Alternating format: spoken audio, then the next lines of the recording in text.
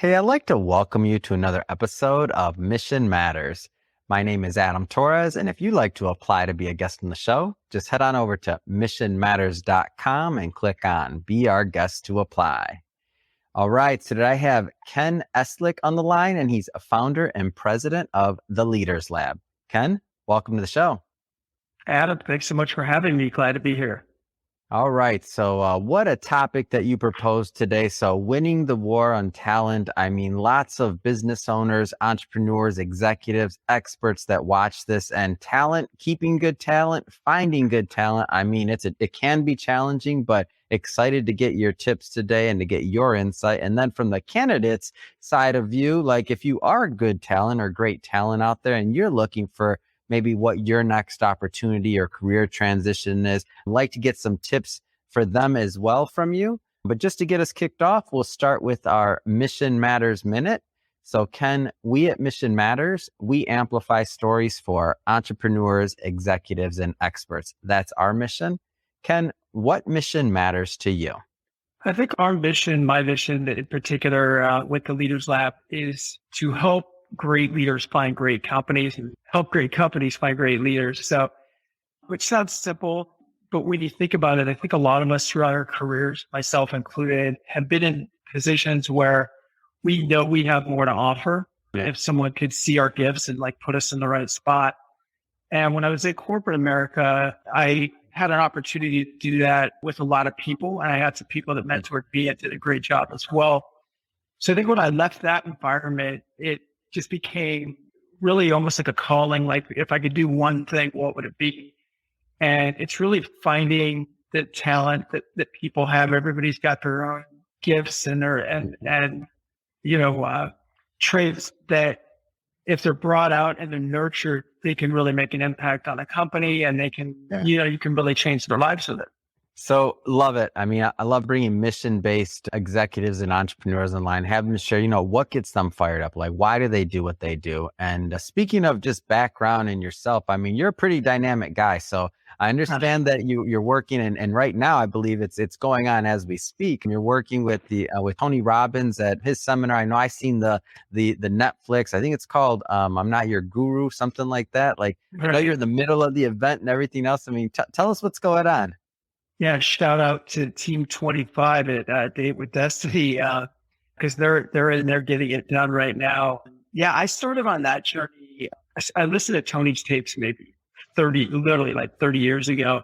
Yeah. And never did anything with live events or anything. And then a few years ago, started going to live events and decided to get more involved with the organization for the same reasons we're talking about right now. Like, if you can find that special thing inside of everybody, if you can help get that going. So many people are so close to what they want and they just don't know it yet or how to get there, right? And so at these seminars, Tony Robbins really is designed to help people break through their limiting beliefs. And without getting too much into the Tony side, it goes right along with our mission at the Leaders Lab, right? Which is, Leaders Lab is more career focused, whereas Tony's stuff is more all encompassing. But yeah, so now I serve at live seminars. Pre-pandemic, those were held all over the world. Now they're held on Zoom. We have about 5,000 participants in this current one. I'm leading a team of 80, or co-leading it with I have a co-trainer from Italy. There's only about 200 active trainers in the world for Tony, and I'm happy and honored to be one of those. Yeah. So going further into the Leaders Lab, so how did you get on that journey to really founding and coming up with a company? Like, tell us a little bit more about that. Well, so going back to, the corporate world, and I worked for a really great company and loved working there. And I spent about 14 years in the corporate world. So I was going to college, wasn't really going to college, if you know what I mean. And so I decided I'd better do something different. So I joined the military, which was very good for me. I was in the Army for about 4 years. And when I got out, the job offers were exactly pouring in for, college dropout, even with the military experience. So I don't know where the entrepreneurial bug really came from, but I did have it and decided to get into business for myself. So my wife and I started a first aid safety supply company out in California, grew that for a few years, sold it to the Cintas Corporation. And then I went to work for them. I spent 14 years there. And it was never really my intention to work for somebody else. It was never, Yeah. that just wasn't really the plan, but they were just such a great company with a great culture that I was like, why would I leave? And so I loved working there. I would say the last few years, some of the things I could change or would change if I could.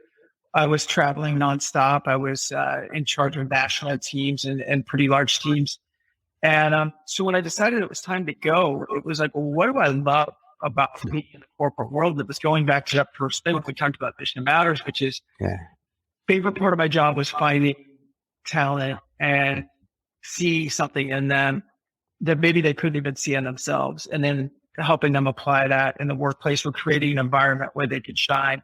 And a lot of those people now are VPs and directors and things like that. And so getting back to your original question is when I left, I think when you transition from a job, and I'll say this with job seekers now, it's like, what do you want to keep about your current situation, or what do you want to change? And what I definitely wanted to keep was that ability to find and nurture talent.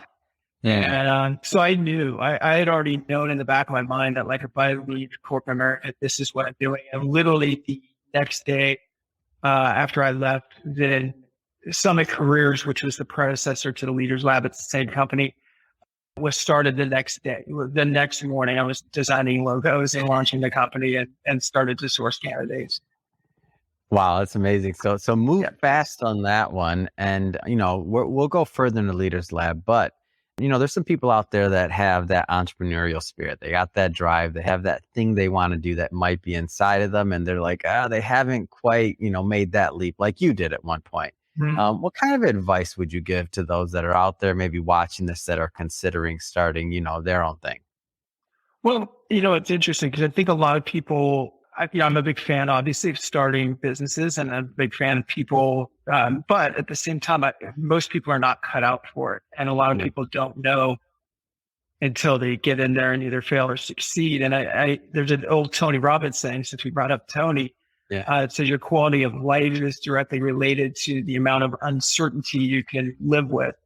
And being an entrepreneur, as you know, Adam, it's all about uncertainty. It's all about, it's just full of risk. You can start to eliminate some of the uncertainty with success over time, but you got to go through a whole lot of it. So you can have a good idea, you can have a good business plan, but if you can't handle uncertainty, it's just not going to be the right space for you. No different than someone who has money, thinks they want to invest, but can't handle any level of risk whatsoever, right? Then that's probably not something they should do. Oh, well said. And uncertainty and pain, all those things can be part of the entrepreneurial journey, the late days, all the things that come with it. I always tell people, just, watch out before you sign up for it. It's not always a smooth road, we'll say. Totally. And not to interrupt, but I'm still learning even today, I think resilience, if you look at, the most successful people from an entrepreneurial standpoint, the amount of no's that they get and that they just keep going. And I'm still learning that myself. I think I'm a pretty resilient person, but then I look at some of the people that I admire and I'm like, wow, but, sometimes I'm like, why did they just quit? They got smacked around pretty good before things started going their way, and so it's that combination, right? Resilience, work ethic, and then having a great idea on top of it. Yeah. So winning the war on talent, right? A lot of business owners, a lot of executives watching this. The marketplace for talent, it's shifted, right? Whether it's, with more people working remote, just a lot of things going on. What are some of the things, and I know this will vary from company to company, of course, size of company, industry possibly, but what are some of the things that employers should be thinking about now when it comes to this battle for talent, so to speak? Well, I'll give you, a few things. Is number one, companies have to be very clear on what are their must-haves and preferred for the job after they've identified the job description. And then they need to look at those and ask, are these realistic for this current environment? Right. So maybe 10 years ago, it was realistic to take a recent college grad and say, in our management trainee program, you're going to move wherever we tell you to move, sort of like the military. Right. Oh, yeah. And maybe now that's more of a regional thing, or maybe they don't have to move at all if they're in a big enough market, right? So they have to think about those things and not sacrifice necessarily the culture of the business but bend where they can bend to make it more attractive because their competitors are doing the same thing. So that's the first step, the must-haves and prefers. I think the second thing is having a clearly defined hiring process. So, how do you do it? And where are the gaps in your hiring process? I think speed in the hiring process is essential right now. And I think people sometimes mix that up with being like haphazard or rushing people through. And that's not what I'm saying at all.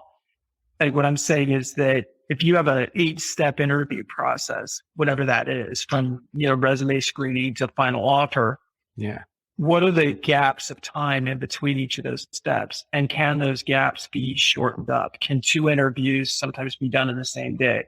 Can 4 interviews be done in the same day? There should be someone always keeping an eye on that process as if you were the candidate and going, what would make this more appealing to me?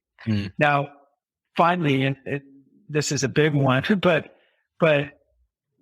what's your story? Like, why would people want to come to work for you? You need to be able to clearly articulate, like, what's the package here? What's in it for the candidate?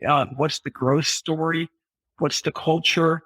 And if you can't sell that to yourself, if you can't articulate that as a hiring manager, you should probably find another place to work or figure out a way to create that message because, again, it's very competitive out there. But I think if you've got a great story, a great hiring process, your must-haves and preferred, then you're miles ahead. Now, that just kind of gives you in the game at that point, Adam. Like now you've got to go compete. Like now you're at least set up for battle, right? Like you know what you want, but do you know how to now go get them? Because now you're competing against everybody else. So that just sort of got you into the arena.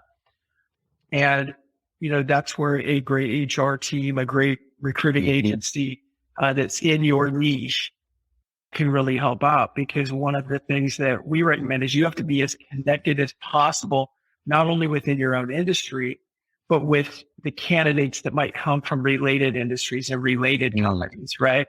And that takes a lot of time. Like if you're starting right now, to give you an example, like our team adds about 3,000 new connections nationally a week. To our base, to our applicant tracking system. So for a company to like have that much data, it would take years, as it has taken us. So that's a start. I'm sure we'll dive into a little bit more, but that's kind of a start on winning the war is setting up those things and then looking at, can you do it internally? And I think some of the pushback obviously on using recruiting firms is cost, that type of thing. What is the cost of the vacant seat? I mean, that's really what it comes down to is, if that seat takes you 6 months to fill, and if it takes you 6 weeks with a recruiter, do you have ROI on that?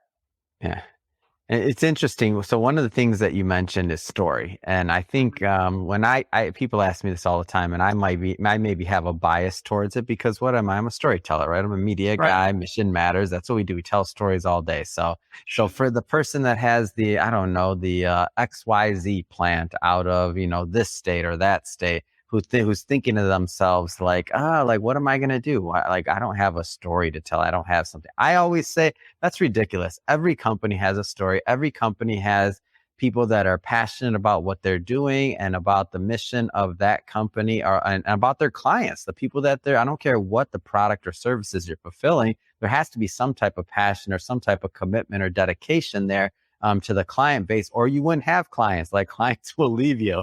So, what are and don't have to be too specific, but just some of the things that you think make a good story when it comes to the employer landscape that you've seen? Because from my end, I don't think people believe me because they think I'm biased, which maybe I am, but because I'm so passionate about that idea. But what are some of the things from your vantage point that you've seen that you're like, oh, okay, that kind of works? I think that positioning yourself for your niche, right? Like I think a lot of times it's like if you mentioned like we're a small plant out in middle of nowhere or something like that. Well, there's people that want that. There's people that want to work for a small company. So what makes you a unique and great small company to work for, right? Because there is somebody for you. You need to figure out who your demographic is, right? Who is your avatar? Who is your center of the bullseye type candidate? And what is the story you're telling that's going to appeal to them? And I like that you related it back to customers, because of course you have a story to tell. You're telling it every day to land business. Sure. You had to tell it at some point, right? Or nobody would be doing business with you, right? Yeah. So maybe your story needs to freshen up. Maybe it needs more detail, but you can always do that. So I think right now, and this might lend us into another topic, but I think a lot of candidates are misreading the current market in a way. A lot of candidates, I think, are looking at it like, this is my chance to kind of put a gun to the head of the employers and get what I want, right? Or I'm going to stay at home until I do. Yeah.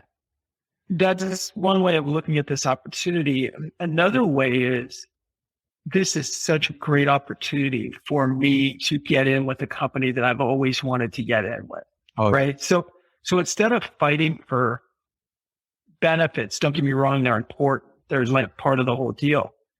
I'd be using this as an opportunity to upgrade my company, my situation, my career path. So going back to your question, what's an upgrade? Well, that depends on the individual, Adam. But, one of the things that I think is essential, like I don't really see too many situations where growth wouldn't be a big part of it.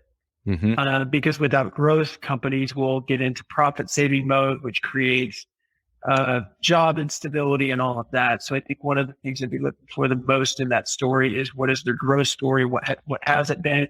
Or what is it moving forward? Beyond that, look for a culture that matches you.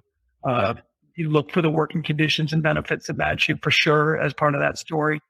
But I think companies need to talk about their culture, need to talk about their growth story, need to talk about their future in a way that's going to be compelling, not to everybody, but to their target audience, right? To that candidate that is the center of the bullseye for them.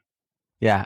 Well said. And going further down that line of candidates. So I get what you're going for, and it makes total sense. Like, this is a great opportunity, like Sure. to not be sitting on the sidelines and to really get in there, show initiative. And who knows what happens to your career based on really shining right now when maybe some others are choosing other routes, right? But that being said, for those candidates who are like in that mode, like they're listening to this, or maybe they're already even thinking it, they're like, oh, I'm in, I get it. Like, I see the opportunity. Like, what are some of the things that they should be thinking about and or doing to really, stick out and to really go for it and make the most out of this opportunity we have? And I would say this global shift of talent.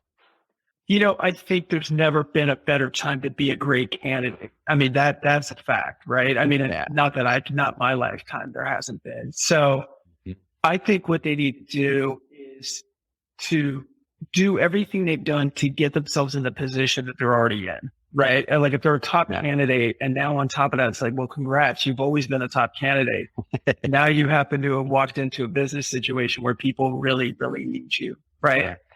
One of the things that I think candidates forget sometimes is, let's say a recruiter, like someone on my team, reaches out to them and says, we think you're great for XYZ opportunity. Yeah. They go, gee, I've never really thought about that, but sure, I'll check it out. Mm-hmm. If you look at an opportunity and have the mindset that I'm just checking it out, like I'm just window shopping, that will come across, right? And nobody's going to hire you. They might out of desperation, but that's not what you want, right? What I would say is, look at what's out there and look at what you really want. If you're a top candidate, again, there's never been a better time to get it. And even if you are just kicking the tires, kick them with enthusiasm, kick them if I went on 9 interviews, Adam, I feel like it would be my job to get 9 offers. Yeah. Because I want to make a decision as to which one I want. If I go in passive with all 9 opportunities because I'm not sure, so I'm like, well, I'm just not sure. Mm-hmm. I'm relying that some employer is going to call me back because they just love me so much that now they're going to bring me back and kind of sell me, right? Yeah. So I think candidates sometimes get that wrong, in that, yes, there's a need for you. And yes, there's going to be a lot of people competing for you. Mm-hmm. But this might be a courting analogy, but I'm going to use it anyway because most people really get what I'm talking about. Is it's like if you were dating, Yeah. right? And you weren't sure who you wanted to marry yet, right?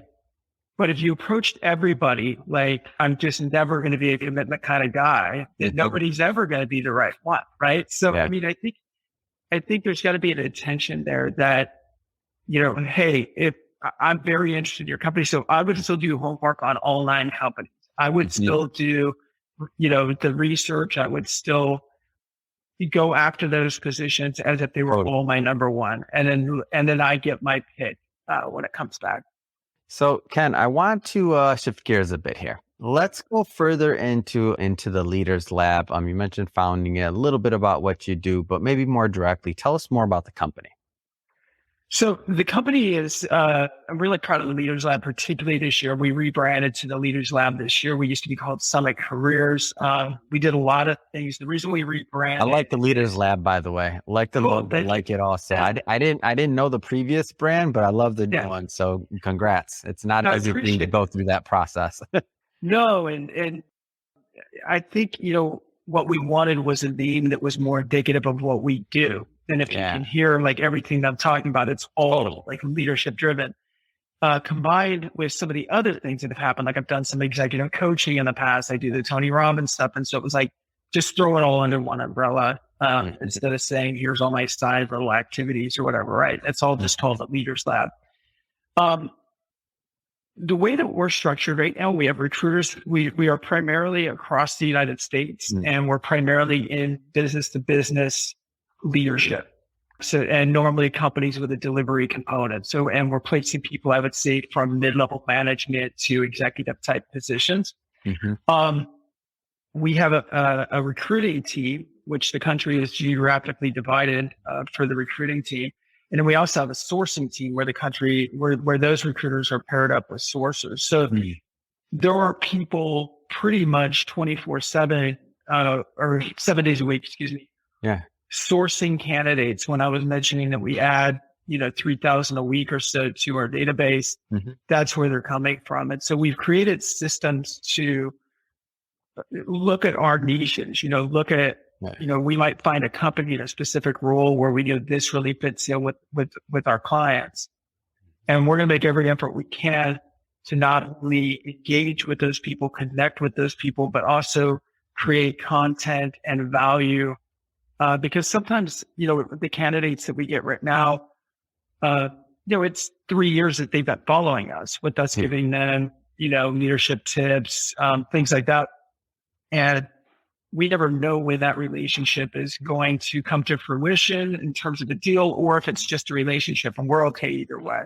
So that's sort of how we're structured. Our main thing when someone calls us is we already want to be networked into their niche, right? Yeah. So like if we can start right away. We don't have to go through that ramp up that they would have to do internally to start talking, particularly in major markets.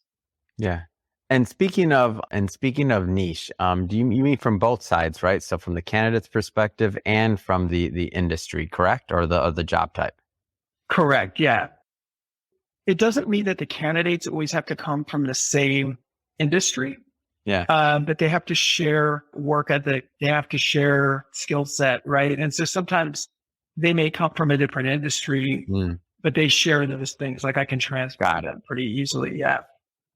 And let's go a little bit further there. So what type of, from the employer side, like what type of employers do you find get the most value out of working with you and your team? Is there a niche or industry or size of company that works best, or agnostic? I mean, give us a flavor of that.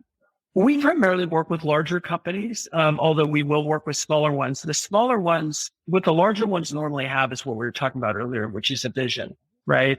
Here's where we've been, here's where we're going. And that's why it works well. It's an easier story to sell. And we do work with small businesses sometimes, but they have to fit that criteria. So sometimes we'll consult with them and say, what exactly what we were talking about earlier, like what is your story? Why do people want to come to work for you? And we help them in that regard to craft that story or shape that story if they've already got it out there, but need to shape it from a customer standpoint to a candidate standpoint, And so we'll do those things to help them go to market. I think we also focus on companies that are like-minded in types of talent that they like. So we're focused on leaders that for us are still on their way up. We want people that that are going to be climbing the ladder for a while, that whatever job they're in right now, this isn't their last stop, right? Because again, our job isn't just, we're not filling temporary workers in an Amazon plant, right? Like that's not our thing. We're bringing people on that can make a monumental change over time within the companies that they go to work for and will become, if they're not already, the people that are then developing the future leaders moving forward. So let's say that I'm a executive or business owner watching this right now, and I'm thinking to myself, I've never really used a company like the Leaders Lab, and maybe I've gotten some calls, and I do have some positions like open or they're thinking about it. Like, what kind of questions or what kind of things should people or business owners be looking at when they're considering like what type of company in the recruiter space to work with? Yeah, so that's a big question, but specifically, if I was to talk to a recruiter, I would want to know what they've done in my particular niche. Like, who have they placed? What level of placements? What is that process? Yeah. Are they connected to my market? You can even have them describe if they are in your industry, then they would know your industry, and you could describe an opening for them, and they should be able almost on the spot to describe what the ideal candidate would be for you.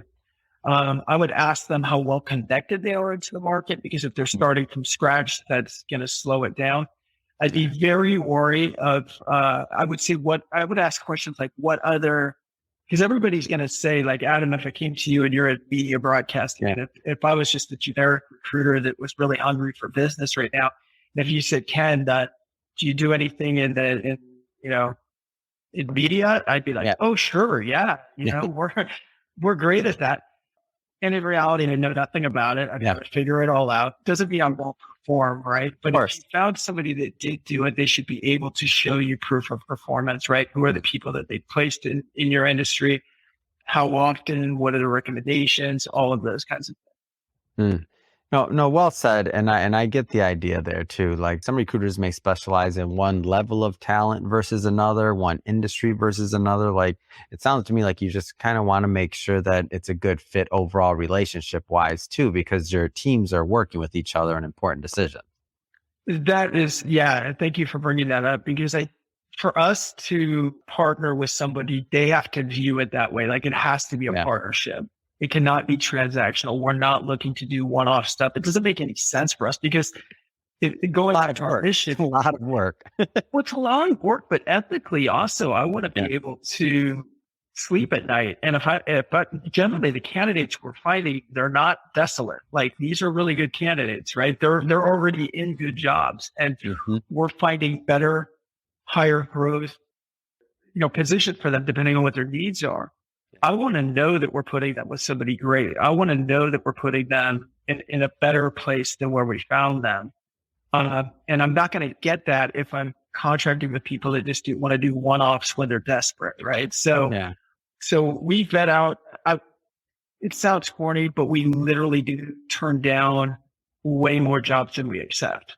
Yeah. So in a nice way, but we just tell them, like, there is probably a recruiter in your particular niche that's better for you than us. We're not in your niche. Find somebody in your niche, right? And ask them all of these questions that we're talking about right now. Yeah. Well said, Ken. Well, just have to say, this whole thought process of winning the war on talent, I mean, I feel like the market's competitive. Not saying I have the crystal ball, but I think it's going to remain competitive in the near future. Any views just in what you're seeing? I think that, like anything, things come back around. The pendulum is definitely swung, and it's in favor of the employees right now, or the job seekers right now. I'd be careful and cautious again, going back to use this as an opportunity to upgrade your career. Not as an opportunity simply to get more money or leverage or whatever. I don't know why, but I've had this mental thing this image about the current job market. They think about it, that old game, musical chairs, Oh, yeah. Yeah. Yeah. And that's kind of how I think about the candidates. Like the music's playing a lot right now. Like you got a lot of freedom. You can do whatever you want, but eventually it's going to stop. And do you have the right seat, right? Are you with the right company when the music stops? Like, Yeah. the thing I would want to get out of this post-pandemic, or I guess we're still in it, but the thing I would want to get out of it, if I was a job seeker, Mm-hmm. I'd want to look back and go, wow, I really leveraged that opportunity and upgraded my career. I mean, I got on with a better company and I'm happier and I'm going places and I've already been promoted 2 times or whatever. Yeah. Versus, gee, I kind of kicked back a lot and got some benefits and things like that, but I don't really have a lot to show for it, right? Yeah. And if you're still unemployed in this market, when is that shift going to happen? Like when does it turn around? We're already starting to see, Adam, like a year ago, I think most companies were very understanding if you had a gap of employment that was COVID related, right? Yeah. Like everybody could understand it. Like For sure. there was nobody that I talked to that could not understand that. Now people are like, why has this person been unemployed for 6 months? And there's still some stories out there that are pandemic related, right? But they better have, because now they're not just going to accept everybody's employment gaps, because some of them are not explainable anymore, right? Like they should have gotten back out there. There was opportunity for them. They weren't taking care of relatives or kids or anything like that. So I think I'd have a certain degree of urgency about me if I were in the job seeker market right now. Mm-hmm. I think the employers that are good are doing the things we talked about already. And we're noticing that. We're noticing some changes, some real changes with big corporations that I don't think are temporary. I mean, I think they're benefiting the company, even if they were forced into it. They're forced into these new habits that are going to make them more streamlined and more effective moving forward. Fantastic. Well, Ken, first off, it's been great having you on the show today. I just have to ask, so what's next? I mean, what's next for you? What's next for the Leaders Lab? Yeah, we've got a lot going on. Tonight I'll be back at the Tony Robbins seminar. So short term, I'll be doing that 6. That'll go till about 2 a.m. tonight. And so I take over at about 6. For the Leaders Lab, we want to continue partnering with companies that share a similar vision that we have. So if someone's watching this and they're like, man, this guy's speaking my language, I think we're aligned culturally, because that's really what it comes down to. And then we can become an extension of that company. That's how I look at ourselves. We want to continue to grow with like-minded companies. We want to continue to impact as many lives as we can. Yeah. So far we've placed over 400 leaders. Wow. And congrats. First off, that's no small feat. Congrats. That's thanks. The thing that's the most amazing, honestly, Adam, is to see some of those young leaders a few short years later as like VPs, like they might have come in as like a mid-level manager, and then they're a director or VP or general manager. And then they become our clients, which is funny because I was like, wasn't I just recruiting you like 4 years ago? And now I'm like working for you. I'm like, but that's the beauty of it. I love it when it comes around. Yeah. Yeah. Oh man, that's amazing. What a great story. I'm happy to bring this to my audience. So if somebody is watching this right now and they want to learn more about the Leaders Lab or to connect with you and your team, I mean, what's the best way for them to do that? So you can definitely check out our us out on the web, which is theleaderslab.co. It's just .co. You can also email me at the same address. So it's just ken@theleaderslab.co, or any of our recruiters. If you find us on LinkedIn, we're all over LinkedIn. So that's really kind of our social media engagement platform. And if you're watching this, it's probably how you found it. So feel free to reach out to us on LinkedIn as well. Fantastic. And we'll put all those details in the show notes so that my audience, they could just go click on them and just head on over to your website nice and easy. And speaking of the audience, so if you're watching us for the first time or listening to this for the first time, Mission Matters is all about amplifying the stories of entrepreneurs, executives, experts. We love bringing mission-based individuals on the show and have them share like why they do what they do, like what's in it for them, how are they adding value to the marketplace, and really just making the world a better place overall in their particular niche. So if you're interested in content like that, don't forget, hit that subscribe button. We have many more mission-based entrepreneurs coming up, and we don't want you to miss any of that. And Ken, really, it has been a pleasure learning more about yourself, your views on really on the talent market right now. Obviously, the Leaders Lab, over 400 people placed. I mean, that's amazing. Love the rebrand, everything that you're doing. Really appreciate you coming on the show. It's been a lot of fun today. Thank you, Adam. I appreciate it. Pleasure to be here, and I'll come back and see you soon.